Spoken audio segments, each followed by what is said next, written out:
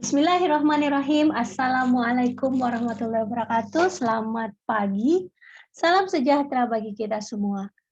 Selamat datang kepada mahasiswa KIK Angkatan 25 untuk mata kuliah ujian akhir semester perkembangan hukum pidana dan kepolisian. Dalam hal ini adalah pertemuan ke-16, ini adalah pertemuan terakhir di mana Anda diwajibkan untuk memberikan jawaban terhadap ujian akhir semester Anda. Kemudian ini Anda harus mengisi di Google Form ya. Jangan lupa klik di linknya, nanti akan saya share. Kemudian Anda ada 6 pertanyaan dalam hal ini terkait jelaskan ajas hukum yang digunakan jika ada 2 aturan hukum yang mengatur hukum pidana, aturan mana yang digunakan sebagai dasar dalam penegakan hukum? Itu pertanyaan pertama. Ya, sebenarnya ini review dari beberapa pertemuan kita, dari pertemuan kelima,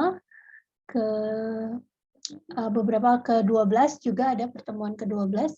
Jadi dalam hal ini Anda harus menjawab berbagai pertanyaan dan kesimpulan dari beberapa analisis yang saya lakukan.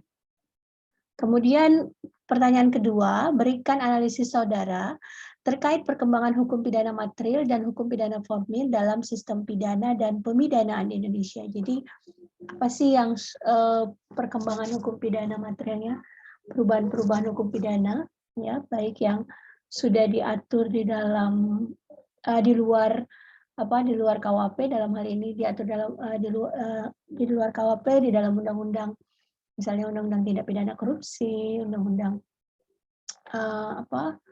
undang-undang narkoba dalam hal ini, dan beberapa perkembangan pidana material dan perkembangan sistem pemidanaan, ya pidana formil ya dalam hukum acara pidana. Jadi Anda bisa melihat aturan-aturan hukum mana yang telah diatur, ya itu harus hati-hati, baik terkait soal perkembangan yang sudah diatur ya, baik di luar KUHP, kemudian misalnya Anda mendapatkan informasi terkait soal perkembangan KUHP itu sendiri ya. Tapi kalau menurut pendapat saya, pandangan saya, perkembangan hukum pidana material itu lebih dari aspek dalam aturan hukumnya yang mengatur apa sih pengaturan-pengaturan dari perkembangan hukum pidana material yang berlaku di Indonesia. Begitu ya, Bapak sekalian.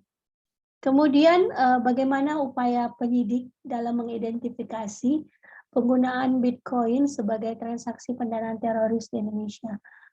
Bagaimana upaya penyidik misalnya dalam mengidentifikasi apa yang dilakukannya, ya. Itu Anda harus analisis dari berbagai aspek, khususnya undang-undang terorisme, undang-undang pencucian uang. Silakan Anda analisis terkait penggunaan Bitcoin sebagai transaksi pendanaan teroris di Indonesia. Kemudian jika terjadi, nomor 4 ya, jika terjadi tindak pidana transnasional, upaya apa yang dapat dilakukan penyidik dalam menangani kasus tersebut. Jadi Anda bisa melihat ya diskusi kita Asiana terkait